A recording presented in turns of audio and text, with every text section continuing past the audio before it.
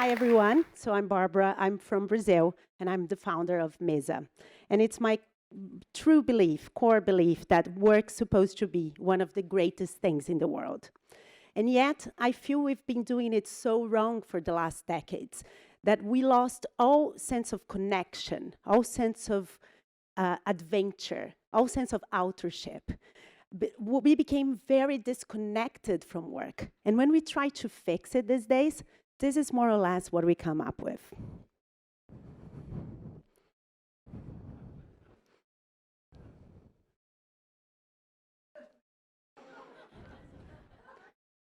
Things that have nothing to do with work. Instead of championing the very things that make any human relate to work, which is the ability of connecting to other human beings, or the opportunity of learning new things, or the opportunity of creating the new. These are all things that we should champion instead of the disguises that make us pretend we're not working, like free food, or ping pong tables, or gimmicks like this. And this is exactly what I have against the word collaboration, because it became a disguise. It became something that people were using instead of talking about work. Every good leader wants their people to be happy at work, right? Yet, you don't call a candidate and you say, listen, I want you to join my firm and I want you to be happy here. Because if you said that, people wouldn't know what their role is. People wouldn't know what you expect from them. And yet, we do it with collaboration all the time. We call people and say, I want you to come and collaborate. And what a person's brain hears when you say that is, okay, I have to come and someone else is responsible for making some magic happen and something great will come up. And then it never does. Because that's completely different from when you call someone and say, listen, I want you to come and work with me because I think you're the best film director to tell a Brazilian story in a way a global audience will connect. That's what we told Fernando Meirelles for a Mesa, for example. Or I want you to come because I don't think anyone can make a local brand feels very global, like we told José Cabasso, who is the global creative director for Adidas.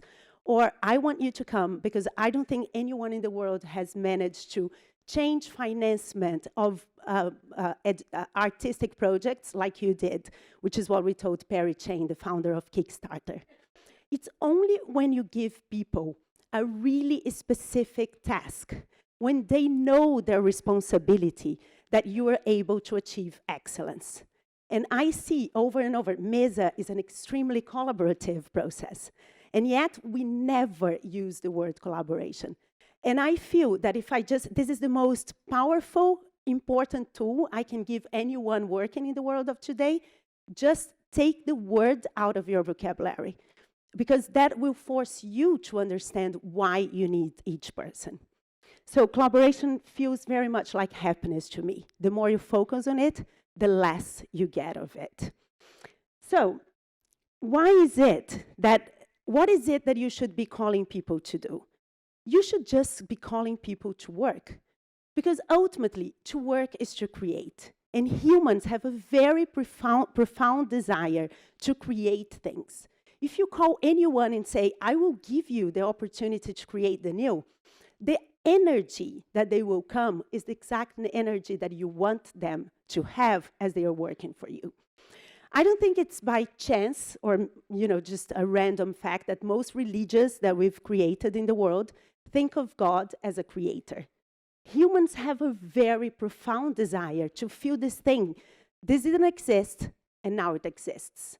And one of the reasons that people lose contact, lose this feeling with work, is that it's become so processual in many environments that you are completely distant from the outcome, from the result. And then you stop getting this reward, which is the main reward we all get from work, which is not salary, but really the ability of making something. We see it at Mesas over and over. We work in 5 days, and by day 5, you've launched something. And the feeling, the the brightness in people's eyes is so clear, and you can see they've gone through something really powerful. And this is what you can do every day with your team, if you're just allowing them and asking them to create new things. We really believe that creating is at the core of humanity, so much that even the most strategic decisions, those that we feel we should research for years or think about them or debate them for years, they are much better taken if we just move into a doing mindset. If you ask anyone, if you show anyone an idea or a problem and ask people to think about it, their brains will naturally go into criticizing mode. That's how humans work, right? We can see tons of flaws. We can see tons of barriers in any idea. You just tell people Airbnb, you tell the concept of Airbnb before it's working, and they're going to see tons of obstacles. But if you ask people to make something, their brain will naturally go into finding solutions mode. It's not that they won't see the problems, the barriers, but they will bring it as features of the solution. And again, this is something that we see over and over at Mesas. We ask people to create a solution. And it's really funny because we're human, so we want to criticize. And it's really difficult to move people from this moment where they're just criticizing and debating and say, okay, now you just try a solution. But once they do, they come up with a solution. Because it's while doing that your brain finds solutions. So this is the second really easy thing that I have to give to you. Just to stop asking people to debate. My feeling is that we can debate anything for 10 years. Humans can debate anything, simple or complex, for 10 years if you allow them. So just stop asking them to go into that mindset when you want a solution. But now, how do you do it? How can you tell people not to debate? For us at Mesa, we have really come up with, we have seen it, that if you just make a rule, like, oh, in this environment, you're not allowed to debate, people are going to disrespect it. Because the thing that we really love about rules is breaking them. There is only one way for you to change a person's behavior, and that's changing the context. And the best way to change the context is through rituals. So mesas are really ritualistic. So because we want people to commit to doing something, everyone opens a mission on day 2. We print where we have to arrive on a little envelope. Everyone opens it together. And it feels like a contract. I don't have to tell people, oh, this is the contract. We are not allowed to not deliver this. No, we just print it in an envelope. Everyone opens it together. And it's sealed between everyone that that's what we're going to deliver. We also have a no phone policy, and I'll talk more about it because it's simply impossible to do 2 things at the same time. The whole idea of multitasking used to work. In a world where you have 30 things to do in a day, you can move fast from one task to the other, and you can get 30 things done. In a world that we are living now, where you have the opportunity of doing 3,000 things a day, there is no way you can do all of them. And so we are living under the fallacy of a multitasking world, and yet we're doing nothing at all with quality, right? So at Mesa, we have to take phones off. If I were to tell people you are not allowed to use their phone, the first thing they would do is use their phone. So we actually have a ritual, a space called Leave Me Alone, where people they're encouraged to go there and leave their cell phones. And by day 3, they're all thanking me for how much they've done in those 3 days and how great it feels to finally be able to leave their cell phones away. And another ritual for us is making sure everyone understands that every single person in that room is as relevant as the other. When we assemble a team at Mesa, we make sure we have every single piece of knowledge and every skill that we need sitting one chair away from each other. That means that everyone in that team is as important as the other. Sometimes a team requires a 25-year-old motion graphic designer and the CEO of one of the biggest startups in the world. Both those people have the same relevance. Again, if I were to tell a CEO of a great company, especially if he is the client of this Mesa, that he's got the same importance as someone else, it's very likely he would feel a little threatened, and he would become less hierarchical, right? Like he would become more hierarchical just because I told him this is a non-hierarchical environment. But when people walk into a space that we've created for a Mesa, it's very clear that everyone is the same. Everyone has a space, everyone's name is there, everyone is as important as each other. And that also forces everyone to work with everyone rather than for someone. And this is fundamental when you were talking about collaboration. If you want people to deliver their best work, you want them to be focused on the result and not on what one person wants. If you think of all the best times you delivered your work, the moments where you felt you were in flow, you were really high performance, I bet that you were not working for someone, but that you were working with someone. And that is true especially for clients when we are talking about Mesa. We actually don't call our clients clients, we call them problem owners. Because there are two things that can happen when you don't have clarity on this idea that the problem owner is really important. The first one, the first mistake is that you start serving that person, right? You start working towards pleasing someone rather than towards the result, towards the solution, which is where everyone's energy should be. But the other wrong thing that can happen, the other mistake, and it's really common, is that you start seeing the problem owner as a barrier. You're like, I have this great solution, and this person doesn't understand it. This person is not brave enough. This person. But what we believe is that no solution is a great solution if the problem owner is not ready to implement it. The people who live with a problem, the amount of information that they have on that problem, the amount of things that they know, and it's not only practical or technical stuff. When you are talking about solving something, you are talking about how you're going to convince the higher hierarchy. How are you going to make sure that the people who've been working in your organization for 40 years also buy the solution? Otherwise, you're not solving the problem.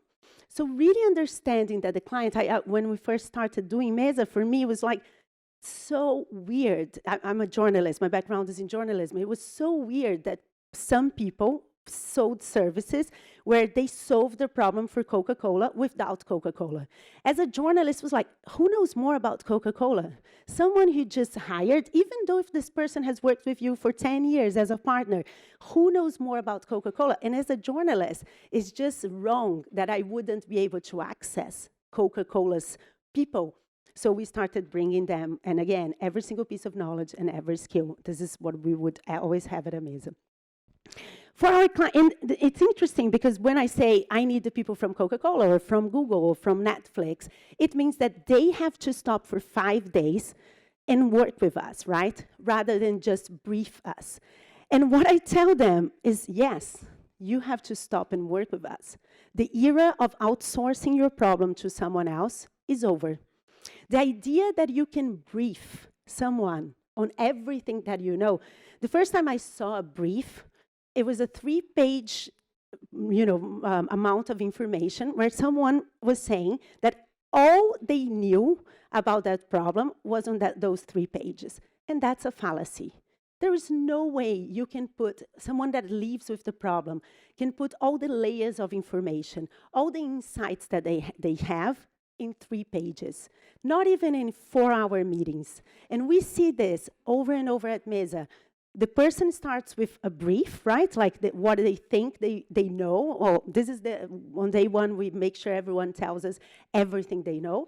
And it's when you're building at a certain point that the real knowledge comes from. That the real knowledge comes, right? Like you're in the middle of building something, and that person who had never thought that specific information about this project that they tried in 2016 was relevant, finally feeds us with the right information. So it's my core belief, again, that if you have a problem, you will have to invest your time. And it's fun, and it's funny, let me just go back here. You will have to invest your time. And it's funny because we sit a lot of CEOs, a lot of founders, a lot of presidents of huge corporations for 5 days at a Mesa. And if people used to think and tell me that's impossible, right? Because a CEO will not stop for 5 days to work on a problem. The thing is, you're solving something that you've been trying to solve for 2 years. So it's only 5 days if you are ready to really solve your problem. The thing that we see is a lot of people who are not committed to really solving something. So if you're not committed to solving it, it's much easier to just brief someone and then correct their mistakes when they come back, and then you iterate and do it again and again and again, and then it takes you 2 years. So now that people, and of course this is 7 years into making, and now it gets easier and easier to set real decision makers, we are able to deliver a $1 billion business, which is a spin-off of $12 business in Brazil that we created and prototyped and now is being launched in 5 days. We did a completely new product, the recipe itself, together with Nestle in 5 days. Now, this is, for me, I love this Mesa because Mark, who is the head of R&D at Nestle in Switzerland, he says, I used to think that 8 months was the minimum amount of time I needed to create a new recipe. And this is a guy in a Mesa who cooked a new recipe in 5 days. How on earth would I be able to solve that problem that Nestle had if I didn't have the person who runs R&D for them? The idea that I could solve it separately from the people who are living that problem is just really wrong in my mindset, in our mindset at Mesa. We've built a company from scratch that became the market leader in its segment in 5 days. We've delivered double-digit growth in sales for 5 different markets in 5 days, together with Coca-Cola and McDonald's. We've built a whole gym facility, a completely new category in the fitness industry in 5 days. This is a Mesa that we started with a problem. We need to create a new category for the fitness industry. By day 5, we had all decisions taken, how much it's going to cost, what is it, what's the positioning, who are we selling for, and what it looks like. The whole gym was built in 5 days. Now, this seems impossible in other environments, and that's why we say that when you make sure you have every single piece of knowledge and every skill working a chair away from each other, you are able to execute way more and process, and you make humans process way faster than they would in other environments. As I said, a lot of times we got this belief of like, I cannot sit my CEO with you. And let me just explain it to you guys. When someone brings us a problem, we look at the problem and let it tell us who should be working on it. What are the necessary knowledge and skills? And sometimes the problem tells me, I need your CEO. Because the problem will tell me, I need the person who makes final decisions when it comes to long-term investments, right? Like, so this, if the problem requires the person who makes long-term decisions for big investments, I need that person. And of course, it's not easy. A lot of times it's like, no way. And we always say, then I can't solve that problem. Not only I can't solve it, you will never solve it. And once the person can say that that's a problem that requires that that piece of knowledge, then they allow me to speak to, whoever, the president, CEO. And the CEO is usually the person who says yes quicker than anyone, because people who are in high-level decision-making moments, they know that time is the most valuable variable of our time. So they know they have to make really good use of their time. I often feel that people who are saying, I don't have time for it, are really not understanding what time really means in the world that we're living now. Because we're going to have this feeling more and more that we have less and less time, right? Because we have more, it's a more connected world, so you have more possibilities. I could be doing another 1,000 things right now. Each one of you could be doing another 1,000 things other than being here. And we have this feeling that I should be doing this, I should be doing that. So time feels like something that we have less and less.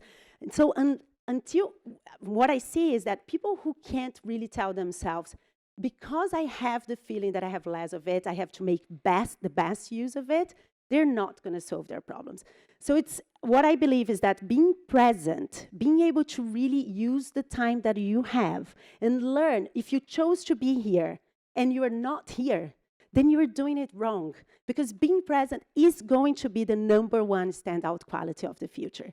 The people, and we work with some of the best talent in the world, may them be people who are leading organizations, may they be people that are leading small projects. And the one thing that I see, it's a common trait between the great ones, is their ability of being present. And it's interesting because the idea of presence is not really new. A lot of people were talking about it, but I feel we're often talking about it from an individual perspective. Like people were doing a lot of meditation and mindful exercises, which is like nearly mandatory, I feel, in the world of today. But we've not very often we look at how this idea of not being present impacts a team. Very few people understand what it means to be in a meeting and one person is checking their cell phone. When you have one person checking their phone, it's taking away the energy of everyone. Everyone soon starts getting their phone or writing their emails. And what we manage to do when you get the right group of people, again, every single piece of knowledge and every skill that you need, present, is you create this state of super presence. And again, this is what leads to being able to process more and execute faster than you've ever done before. And that's what leads us to the ability of creating the world that we want to live in. I fully believe that until we manage to get fully present, we are only going to be repeating formulas that we've seen before. You are not going to be inventing anything if you don't connect to the problem and force yourself to give all you have in order to solve it. We've been doing it with Mesa for 7 years now, and the tools, and it's interesting because it's quite an obvious method. Everything that we do is really simple. I'm sure no one will disagree that in order to solve a problem, you need to get everyone that you need inside the room. And it's so powerful that we've decided to open it and teach everyone that wants to do it, how to do this method. So now we teach people, we teach huge organizations, people that a lot of times I get asked the question, but this could be your clients, and it doesn't matter that much to me because I truly believe that there will be enough problems in the world for all of us to solve. And I'm glad to be able to, I feel the problems that are mine will, come to me when the time comes. So we've created, we've created a Mesa.school website, a platform where we teach everything that we know about the method. We are also developing an app so everyone, can feel they can do a Mesa.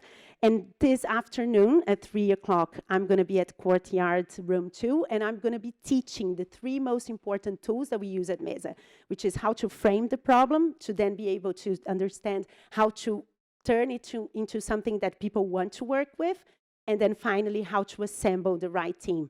And again, it's all really simple and really obvious and really powerful once you understand what you have to know and what you have to say in order to bring the right people. So that's it, guys. Thank you very much.